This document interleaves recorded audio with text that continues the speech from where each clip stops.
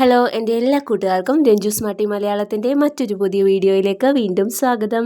ഇന്ന് ഞാൻ സംസാരിക്കാൻ പോകുന്നത് DCA കോഴ്സിനെ കുറിച്ചാണ്. ഒരുപാട് കൂട്ടുകാർക്ക് ഈ കോഴ്സിനെ കുറിച്ച് അറിയാൻ താല്പര്യമുണ്ട്. കാരണം സെർച്ച് ലിസ്റ്റിലൊക്കെ അധികം ആൾക്കാരും സെർച്ച് ചെയ്തിട്ടുള്ള ഒരു കോഴ്സാണ് DCA എന്ന് പറയുന്നത്. ഈ കോഴ്സിന് ഒരുപാട് സ്പെഷ്യാലിറ്റീസ് ഉണ്ട്. ഒന്നാമതായിട്ട് ഏത് ഏജിലുള്ളവർക്കും ചൂസ് ചെയ്യാൻ പറ്റുന്ന ഒരു കോഴ്സാണിത്. രണ്ടാമതായിട്ട് ഗവൺമെൻറ് അപ്രൂവ്ഡ് ആണ്. അതായത് നമുക്ക് ഈ കോഴ്സ് പഠിച്ചു കഴിഞ്ഞാൽ ഇതിൻ്റെ ബേസിൽ PSC എക്സാംസ് എഴുതാൻ വേണ്ടി സാധിക്കും. അത്യാവശ്യം ഫീസ് കുറവുള്ള ഒരു കോഴ്സാണിത്. ജസ്റ്റ് 6 മന്തിനുള്ളിൽ അല്ലെങ്കിൽ 1 ഇയറിനുള്ളിൽ നമുക്ക് ഈ കോഴ്സ് കംപ്ലീറ്റ് ചെയ്യാം.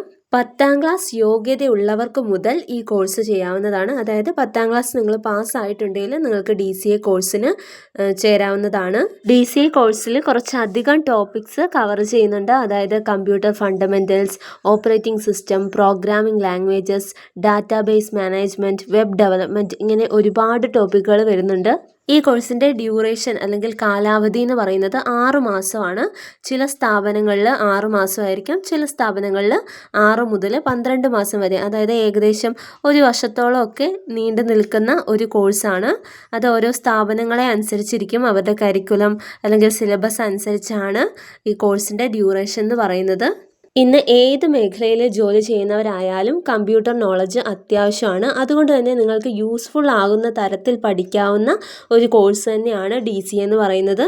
പിന്നെ നിങ്ങൾക്ക് ഇത് പഠിച്ചിറങ്ങിയാൽ ഉടനെ ജോലി കിട്ടും എന്നൊരു ചിന്തയൊന്നും വേണ്ട. എന്ന് വെച്ചാൽ നമ്മൾ കഷ്ടപ്പെടണം, അതുപോലെ തന്നെ നമുക്ക് നല്ല സ്കിൽ ഉണ്ടായിരിക്കണം. നമ്മുടെ കഴിവുകൾ എത്രമാത്രം പുറത്തെടുക്കുന്നോ അതനുസരിച്ചായിരിക്കും നമുക്കുള്ള ജോലി സാധ്യതകളും കൂടുന്നത്.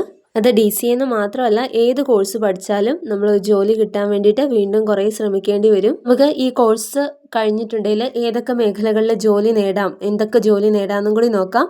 നേരത്തെ പറഞ്ഞ പോലെ തന്നെ ഗവൺമെൻറ് ജോലി നേടാനുള്ള ഒരവസരം ഈ കോഴ്സ് പ്രൊവൈഡ് ചെയ്യുന്നുണ്ട്.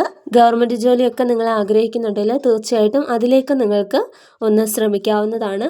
പിന്നെയുള്ളത് IT എഡ്യൂക്കേറ്റർ, സോഫ്റ്റ്വെയർ പ്രോഗ്രാമർ അല്ലെങ്കിൽ software developer, computer operator, web developer, computer support specialist, database administrator, ഇങ്ങനെ ഒരുപാട് അവസരങ്ങളുണ്ട്.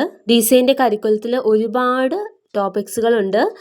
കമ്പ്യൂട്ടർ ഫണ്ടമെൻറ്റൽസ് ആണ് അതിലും പ്രധാനമായിട്ടുള്ളത്. അതുപോലെ തന്നെ Microsoft Windows, Microsoft Office, word processing, Excel, Access, internet and email, power point, presentation, graphics, computer network and multimedia concept, computer and its applications, type of computers, hardware and software, computer languages, various input and output devices, number system, MS Excel introduction to presentation software, computer graphics and image editing, 2D and 3D, Photoshop, internet and web design, ഇങ്ങനെ ഒട്ടനവധി topics ഈ DCA കോഴ്സിൽ include ആയിട്ടുണ്ട്.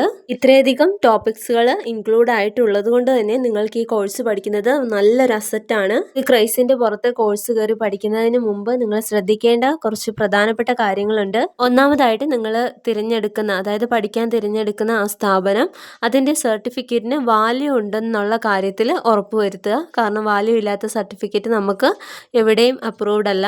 അതുകൊണ്ട് തന്നെ അത്യാവശ്യം famous ആയിട്ടുള്ള, നിങ്ങൾക്ക് നെറ്റിലൊക്കെ സെർച്ച് ചെയ്തിട്ടുണ്ടെങ്കിൽ അറിയാൻ വേണ്ടി സാധിക്കും, അത്തരത്തിലുള്ള സ്ഥാപനങ്ങൾ തിരഞ്ഞെടുക്കാൻ വേണ്ടി പ്രത്യേകം ശ്രദ്ധിക്കണം. അതുപോലെ തന്നെ പ്ലേസ്മെൻറ്റ് കൊടുക്കുന്ന ചില സ്ഥാപനങ്ങളുണ്ട്. അത്തരം സ്ഥാപനങ്ങളിൽ ചിലപ്പോൾ ഫീസൊക്കെ അധികമായിരിക്കും. അത് നിങ്ങൾ ശ്രദ്ധിക്കണം. ചേരാൻ പോകുമ്പോൾ കൃത്യമായിട്ട് കാര്യങ്ങൾ ചോദിച്ച് മനസ്സിലാക്കണം. ഇത് നിങ്ങൾ ശ്രദ്ധിക്കേണ്ടത് കോഴ്സിൻ്റെ ഡ്യൂറേഷനാണ്. ചിലപ്പോൾ നിങ്ങൾ വേറെ എന്തെങ്കിലും കോഴ്സ് പഠിക്കുന്നതിൻ്റെ ഇടയ്ക്കായിരിക്കും ഈ കോഴ്സ് പഠിക്കാനായിട്ട് പോകുന്നത്. അപ്പോൾ നിങ്ങൾക്ക് ഇത്ര സമയത്തിനുള്ളിൽ, ചിലപ്പോൾ 6th മന്തേ നിങ്ങളുടെ കയ്യിലുണ്ടാവും, ആ സമയം കൊണ്ട് നിങ്ങൾക്ക് കംപ്ലീറ്റ് ആക്കാവുന്ന വിധത്തിലായിരിക്കും പോകുന്നത്.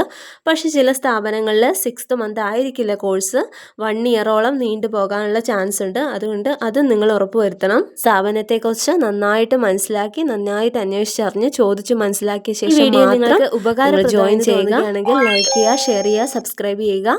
അപ്പോൾ നിങ്ങൾക്ക് ഉപകാരപ്പെടുന്ന മറ്റൊരു വീഡിയോ ആയിട്ട് ഞാൻ വീണ്ടും വരുന്നതായിരിക്കും. വീണ്ടും കാണുന്നവരെ ബൈ.